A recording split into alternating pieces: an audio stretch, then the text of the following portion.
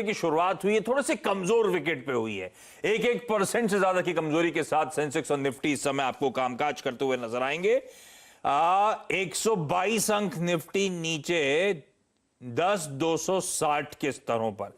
आज के लोज 225 के थे, तो ऑफ डेज लोज वो देखिए आप लोग की स्क्रीन पे आपको नजर आएगा, वो जरूर देखने को मिल रहा है। और हर टिक के साथ रिकवरी है। 10,290 10,295 के लेवल्स पर इस समय अब निफ्टी ट्रेड करता हुआ, तो एक स्मार्ट रिकवरी दिन के लो से अब हम इस समय प्ले आउट होते हुए अपनी स्क्रीन पे देख रहे हैं। तो कहां 225 के लोस थे और इस समय 300 के लेवल्स के आसपास बढ़ते हुए ऑलमोस्ट 70-75 पॉइंट की एक तगड़ी रिकवरी इस समय निफ्टी में देखने को मिल रही है। ये सबसे इंटरेस्टिंग डेवलपमेंट इस समय का। और 10,300 के करीब बढ़ रहे हैं हम।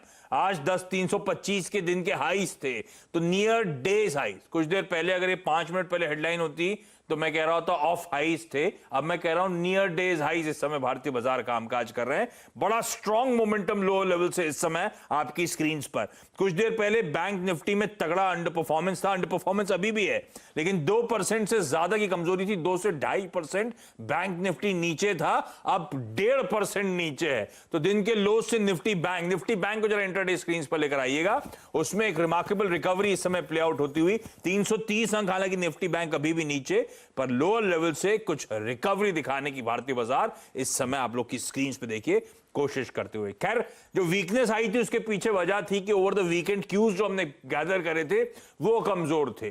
डाउ में फ्राइडे को 730 अंकों का दबाव था।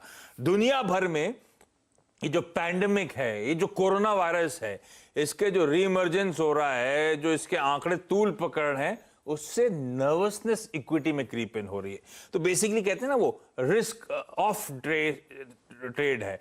तो रिस्कियर एसेट से लोग थोड़ा सा पैसा निकालते हुए, ये हमने यूएस में प्ले आउट होता हुआ देखा था, लार्जली अक्रॉस एशिया वो प्ले आउट होता हुआ देख रहे हैं। लेकिन इस समय हमारी हाईलाइट लो से जो रिकवरी इस समय आपको देखने को मिलेगी, तो बैंक निफ्टी का अंडर परफॉर्मेंस है, लेकिन लोअर लेवल से काफी हद तक रिकवरी बैंक निफ्टी में देखने को मिल रही है। अच्छा, जो स्टॉक्स मदद कर रहे हैं, एक एक करके जरा स्टॉक स्क्रीन पे दिखाइएगा। भारतीय इंफ्राटेल दिन के लो से एक अच्छी रिकवरी दिखाता हुआ इस समय नजर आएगा आपको। HCL टेक में एक अच्छी रिकवरी है। मेटल्स में लो लेवल से कुछ, metals, oil and gas, metals ध्यान रखें, आज बैंक के अलावा सबसे खराब करने वाले प्रदर्शन मेटल्स था, क्योंकि हम ग्लोबली खराब क्यूज पिकअप कर रहे थे यूएस से।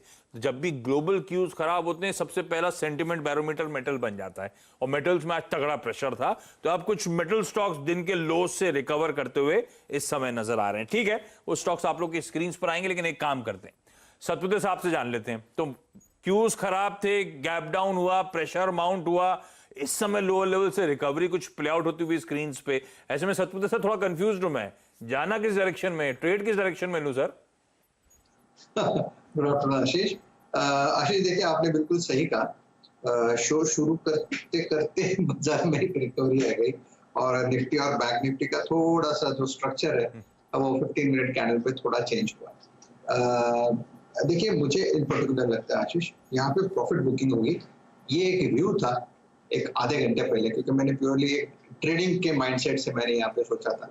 तो 10,300 का एक इंपॉर्टेंट लेवल था, 10,300, 10,290 सुबह भी कहा था। जैसे कि वो लेवल टूटा, फिर मुझे लगा था 10,200 तक फिसलेगा। Now it is back to 10,280। तो देखिए सेटअप कैसा है, ये 10,280 और 10,300 ये सप्लाई होगा निफ्टी के लिए स्पॉट पे। तो इसलिए जो एग्रेसिव सेलर है, जिनको लगता है कि आज बाजार में प्रॉफिट बुकिंग और होगी, उनके लिए सेल बनता है एग्रेसिव सेलर्स के। इसका स्टॉप लॉस होगा 10,320 का। इनिशियली मैंने कहा था, अभी 10,340 का मैं करूंगा, स्लाइटली मैं स्टॉप लॉस को अपडेट करूंगा। मुझे लगता है कि अगर ये 10,280 10,300 पे अगर ये रेजिस्टेंस लेता रहेगा, तो इवेंचुअली मुझे लगता है लेटर हाफ में फिर से यहाँ पे प्रॉफिट बुकिंग होगी, और फिर से बाजार थोड़ा सा वीक होगा, प्रोबेबली 10,200 का इनिशियल टारगेट। रही बात बैंक निफ्टी की, तो बैंक निफ्टी देखिए 21,300 का एक बैरियर है, और 21,300 पे सप्लाई रहेगा। तो स्टॉप लॉस आप रखे 21,500 का, और मुझे लगता है जैसे 21,000 का सपोर्ट टूटेगा, फिर 20,500 तक की यहाँ पे जगह बनती है। इस तरह से इसका फिलहाल ये सेटअप मुझे दिख रहा है। ओके, तो ये स्ट्रैटेजी आप लोगों की स्क्रीन पर इस समय की थीम जो प्ले आउट हो रही है, वो लोअर लेवल से एक अच्छी रिकवरी इस समय भारतीय बाजारों में देखने को मिल रही है। इस बीच जरा एक बार मैं चेक कर लूं, क्योंकि डाउ फ्यूचर्स जब मैं स्टूडियो में आ रहा था तब तो कमजोरी थे, फ्लैट थे फ्राइडे के खराब मूव के बाद। डाउ फ्यूचर्स वैसे अभी भी फ्लैट ही हैं, तो ऐसा कोई बहुत बाउंस बैक की तैयारी अब तक तो नहीं लग रहा यूएस मार्केट्स में, लेकिन लकीली हमारे बाजारों में जरूर लोअर लेवल से कुछ अच्छी रिमार्केबल रिकवरी आपकी स्क्रीन पे प्ले आउट होती हुई देखते हैं। 10,300 के आसपास अटके हैं आके, देखते हैं वो साइकोलॉजिकली इंपॉर्टेंट लेवल के बियॉन्ड जा रहे हैं नहीं जा रहे हैं, वो इस शो के दौरान हम लोग वॉच आउट करते रहेंगे। कुछ सवाल जवाब के सिलसिले की शुरुआत करते हैं और मोहाली सबसे पहले, और मोहाली से एनी जुड़ती हुई। एनी हाय, गुड आफ्टरनून, सवाल पूछें। हाय, गुड आफ्टरनून सर। मैंने ना 2 शेयर्स लिए थे, एक Dhanlaxmi bank 10,000 at the rate 17.21 पे, एंड सेकंड शेयर लिया था स्पार्क का at the rate 179.66 thousand shares. Dhanlaxmi bank और स्पार्क। धनलक्ष्मी कितने पे लिया आपने मैम? 17 रुपए 20 पैसे।